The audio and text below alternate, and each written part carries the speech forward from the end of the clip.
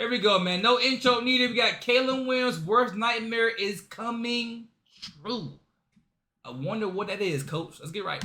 To be honest, since training camp started, it's been a disaster.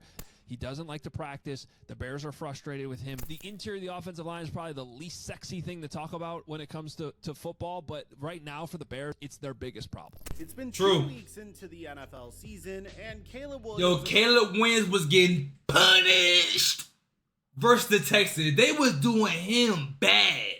I'm not going to lie to you, bro. And it's one thing I would hate for Caleb Williams to go through. The Bryce Young treatment. I don't want him to go through the Bryce Young treatment, bro. Now, we all know the Bears are not known to have good quarterbacks, bro. Look at their past. Their best quarterback in the last 10 years was Jay Cutler.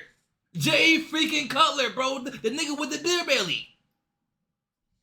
Caleb, I wish the best for you, man. DMV native. I gotta support you, bro. You know what I mean? But I'm so pleased my team drafted Jaden Daniels. So pleased.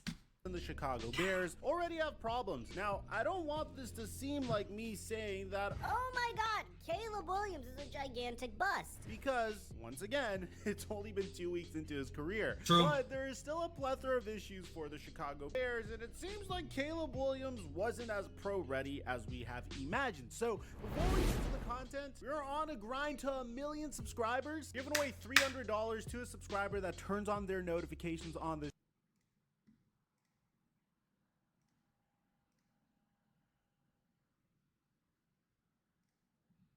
Bills need to be paid, bro. Sorry. channel. Now that we get all of that out of the way, Need that 300.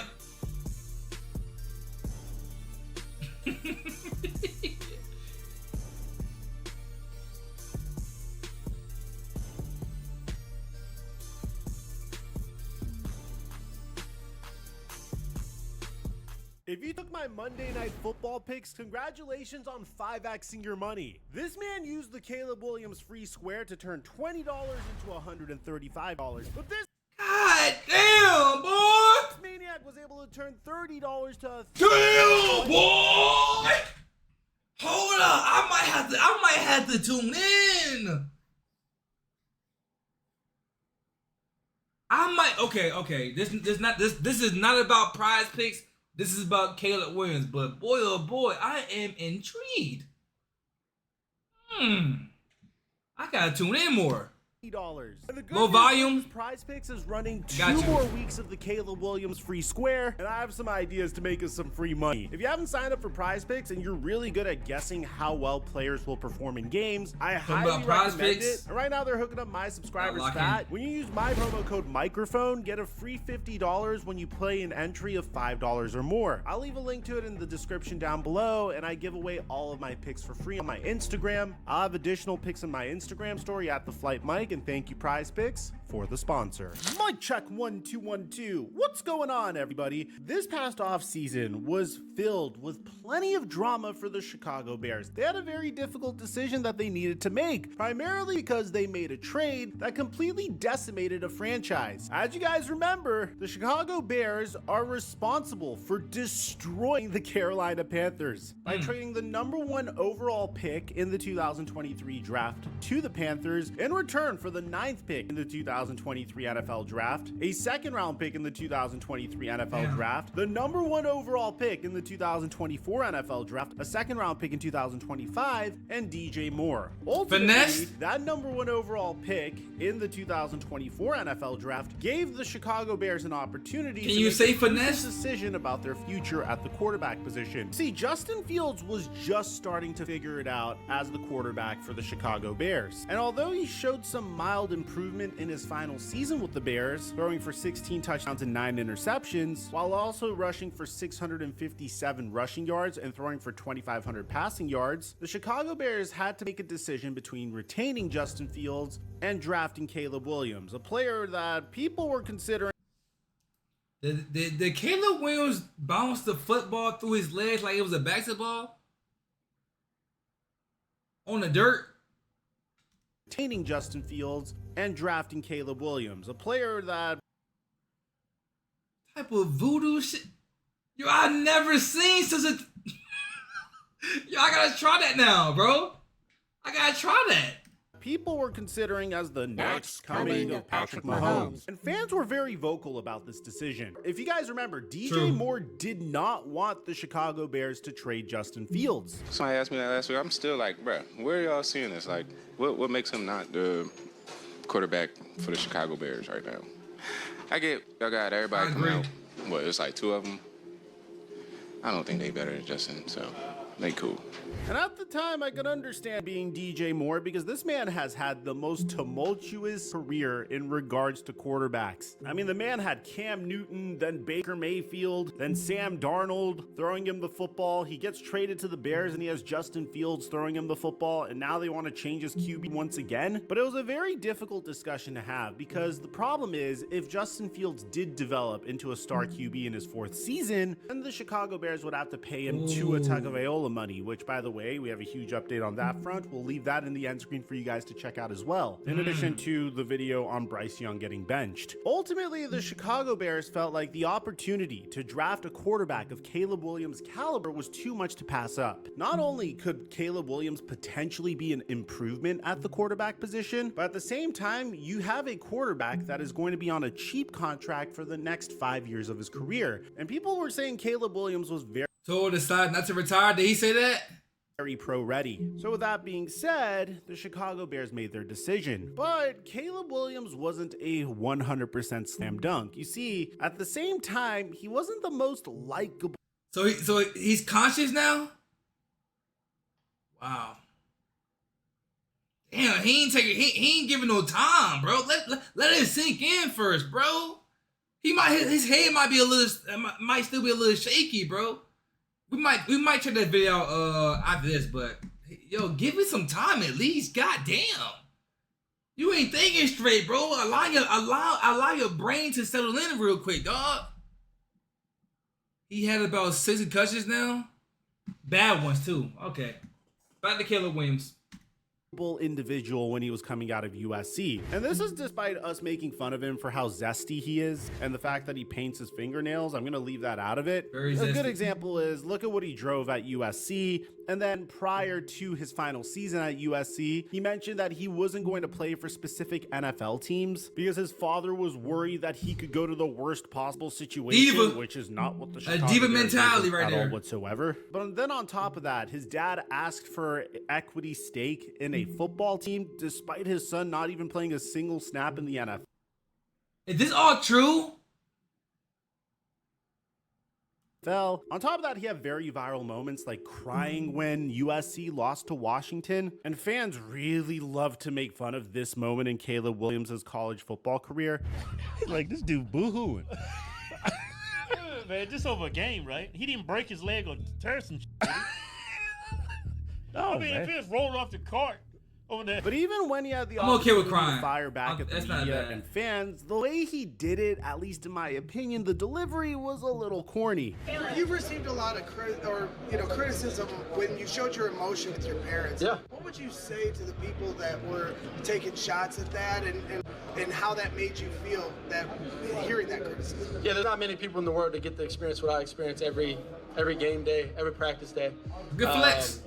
So it kind of goes back to, it always kind of goes back to that for me. It's something that I only get to experience. It's something that I really care about, which is not only winning the game, but, doing it with my teammates. So every time we lose, I feel like I let my teammates down. And then came the fuck with pre-draft that. That's not process corny. where he made everything a bit more of a headache, like declining medical exams. And then when he explained why, his explanation wasn't that great. And obviously when you start doing things that's not traditional, whether you're at a school like USC. And I support you 100%. Yeah, Trust me. Whether you're here at the combine that's been going on for, I don't know how many years, but a long time. Right. And so I'd say the main thing has just been, it was a decision with my family and my team. And it really came down to not all 32 teams can draft me. So I give all 32 teams. Yeah. My personal medical things. Oh, wait, there's what? nothing there. Played all 30 I mean, that makes games sense. I That played. makes I don't even sense. remember you being banged up like the slightest. I've never came off the field unless I love my it. helmet came off and the ref That took makes me sense, off. actually. And so, my thing has just been, give to the teams that are going to pursue me. Yeah. So on my visits, It's only two teams that's gonna pursue him. Either the Commanders gonna get him or the Bears gonna get him. But the Bears got the #1 pick, so yo Bears, y'all picking me or what? We picking you. All right, here you go. This is my medical. I'm not sharing my medical with nobody else. I'm giving to y'all because I'm the #1 pick. He knew he was gonna be #1 before he got selected. So I kind of agree with this method. It's not bad. I think all #1 picks should do this, especially if you are a lock and the team is telling you we're going to pick you. I think all teams should do this. Why would I do the combine and show off my ability in front of all these people, all these teams, if I know I'm going to get picked first? That's smart. I'll be doing medicals, but just decided not to do it here. In a sense, I have an idea of where I'm going to go, not the place, but the general area. You know where you're going to be at. You're going in the top 2 picks. You're going #1, bro. Just to let you know, you're going 1. And then finally, there's no better way to get fans to despise you than by calling people sheep, because you think you're God's gift to the world, despite not playing a single down in the NFL. I mean, everybody wants to be in these two 12.5 shoes right here. So some opinion of a sheep, Lions don't worry about that. So, keep moving on, keep fighting. Fight on. Now, I want to make something clear. This isn't me saying I despise Caleb Williams. What I'm trying to say is I could understand why people are rooting for this man to fail. Because there are parts of him that are relatively unlikely. Nah. The people who hate, I haven't heard nobody hate on Caleb Williams, but if you do hate Caleb Williams, like, there's no valid reason to hate Caleb Williams. He didn't do anything. He literally didn't do anything. Like, you're just a hater at that point. I'm not gonna lie. Likeable. And there are just parts of him that are just very strange. What did he do? mean, this man knew he was going to get drafted by the... Other than being a diva, because he is a diva, low-key, kinda. Other than that, can't really hate on the kid. Chicago Bears before they actually drafted him, especially once they traded Justin Fields. I've known Keenan for a little bit now, hung out. I'm done pausing the video, by the way. I'm letting it rock out. At the time. Now he's at the Bears for, like it says here, for a 4th-round pick, which is crazy. He had his no eats. He's a beast. On the reacts. Good guy. Also, I ate earlier. He can give you a lot of knowledge. But then when the Chicago Bears traded for Keenan Allen, which was a great trade for Caleb Williams, giving him one of the best wide receiver cores we've ever seen a rookie quarterback get in NFL history, Caleb Williams acted like he didn't know who he was when they were walking next to one another, which I think is just ridiculous. Like, acting like you don't know who one of your top targets are going to be once you get into the NFL. Once the Bears made their decision, Bears players were obviously concerned. That was shady. Jalen Johnson straight up said that he needs to leave Hollywood behind him on the Up and Adams show. Like, you just humble yourself coming in the building. I thought just one of the things like you can't, like you said, you can't bring that Hollywood stuff into the building, especially now with guys who play the game. I feel like at a high level for consecutive years in the league. When it's like, nah, that what you did in college, the Hollywood, it's like, nah, that you got to prove yourself. That stuff like that doesn't matter. But I feel like you gotta get to know him too. I think it's a fine line between trying to prove a point to him, but also getting to know him. Because I mean, at the end of the day, we want him to be the absolute best he can be. I mean, that's what we're bringing him in for, to win games. So I think truly just learning who he is as a person, learning him deeper than just all the Hollywood stuff you see, but actually trying to learn and get to know him, and then from there know keep mentioning Hollywood, and bro. once again, Caleb Williams went viral for asking Caleb for Williams no Hollywood franchise tag in his rookie contract, which, just like asking for equity's sake in a team, I could appreciate the effort, I can see that, but at the same time, it's kind of cocky to assume you're gonna be the next big thing in the NFL when you have yet to play a single down in the NFL. It gives off a pompous type of vibe where he feels like he is above the rules because he thinks You think he Pat Mahomes? Pompous type of vibe where he feels like Nigga think he Pat Mahomes behind the back? like he is above the rules because he thinks he's going to be better than everybody else, which on one hand could be admirable, or on the other hand, you could find him to be a little self-righteous. Now, once he got drafted, DJ Moore, once again, says that Caleb Williams needs to not worry about Justin Fields' legacy, which at the time was very strange, but looking back at it, kind of makes a little sense. And then we finally got an opportunity to see Caleb Williams in the preseason, which I have to admit, there were some plays where this guy literally did look like the next coming of Patrick Mahomes. Chicago Bears fans were excited. They've never had quarterback play like this before. And to have a player that is even slightly resembling Patrick Mahomes on the football field is a blessing, to say the least. And that was pretty much the apex. Yo, Patrick Mahomes got so much over, dog. Like, the over, that's coming out of Pat Mahomes is just insane, bro. No glaze.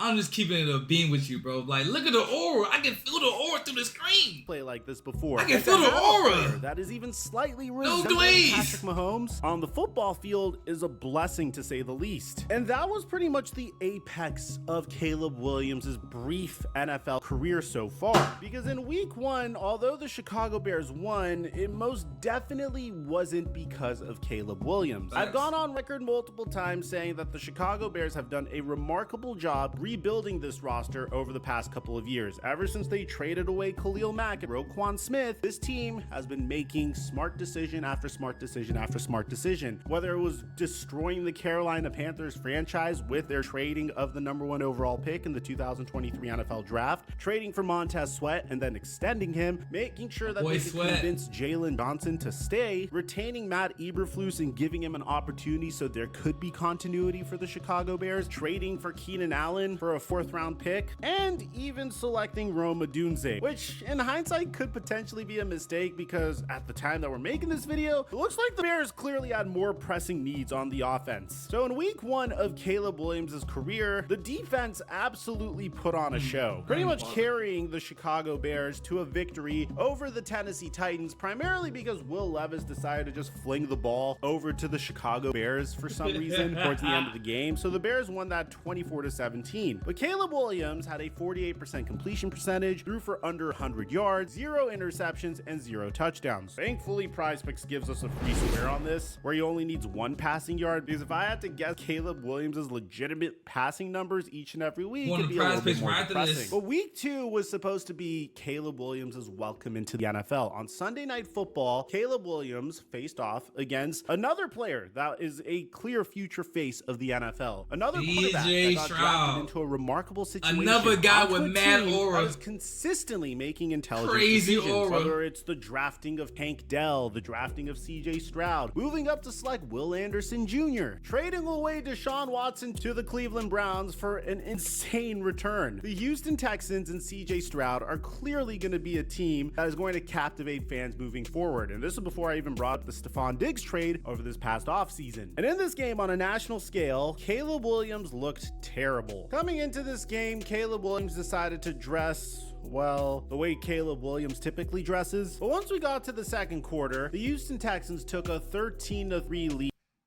I mean, this shit probably cost more than my whole entire existence. I'm not gonna lie to you. This plain ass black shirt with those jeans, it probably cost more than my whole entire, like, everything, bro. I'm not gonna lie to you, but it is mid. It's a mid fit. It's a mid fit. But the price tag gotta be to the goddamn moon.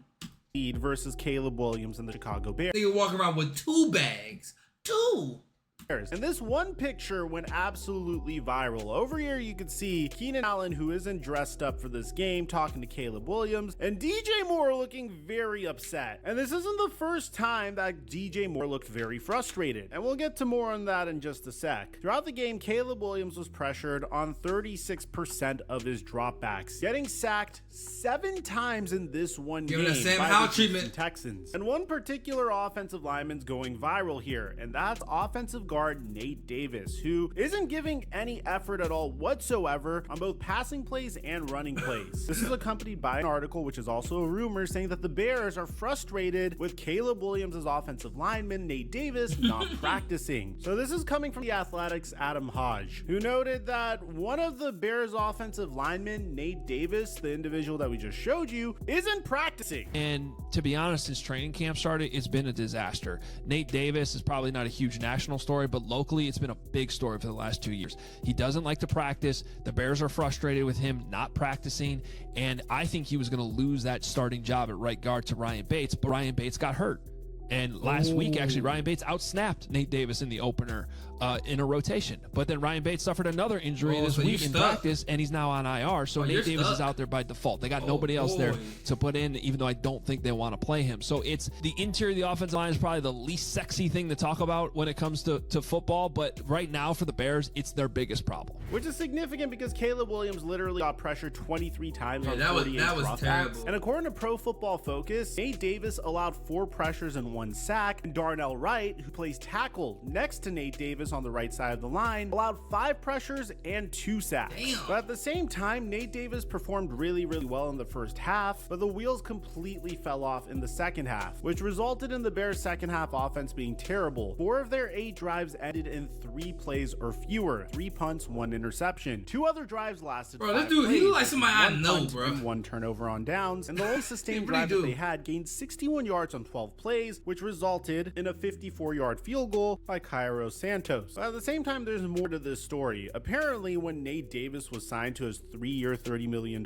contract, he was asked about a fan response to his practice habits during training camp in August. And all he said is, "My focus is just on the building, on the players, and on our coaching staff and whatever they ask me to do." At the time, he wasn't practicing due to an undisclosed injury. He looks so like for all he makes some this good could be ribs at the injury cookout. related. So that's one explanation That's a for fact, though. why Caleb Williams isn't performing well and why the Chicago like a Bears beast on offense the- has been so anemic. Yo, he tries in the O-line, but he might be a beast at the grill. Not gonna lie to you. And that's a very legitimate argument for plays like this. You know, when Caleb Williams is dancing around in the pocket, trying to play backyard football and doing his best Patrick Mahomes impersonation, where he throws it into triple coverage and gets intercepted in the beginning of the 4th quarter. But you could also make an argument that this is very troubling if you're a Bears fan, because a huge reason why Caleb Williams got drafted #1 overall was because of his ability to make plays like this at USC. And at the time, people were saying, "Oh my God, it's just like Patrick Mahomes! Caleb Williams has an activity of Patrick Mahomes!" So the counter argument to this is he was able to do this stuff at USC. Patrick Mahomes does this stuff for the Kansas City Chiefs. So if his offensive line is so terrible, why doesn't he just dance around in the pocket? The and do IQ Patrick is different, Mahomes-like bro. things? But on top of that, Caleb Williams has just thrown some really poor balls as well. Literally throwing it to the Houston Texans right here, which at the same time you could say is the offensive line's fault once again. But when you take a look at his second interception of the game, where he was trying to be the next coming of Patrick Mahomes, he clearly has some footwork problems as well. But that's not to say that Caleb Williams still wasn't in the game. I mean, 3 minutes left to go in the 4th quarter. The Bears were down by 9. Caleb Williams drops back, has a fairly clean look at DJ Moore, and then completely misses him. But at the same time, people are saying this is DJ Moore's fault because he tripped on his break and landed 2 feet away from the ball. This seems like a catchable ball, especially when you freeze it up here. So maybe DJ Moore's frustrated about that and not really mad at Caleb Williams. This was what DJ Moore had to say about the game once it concluded.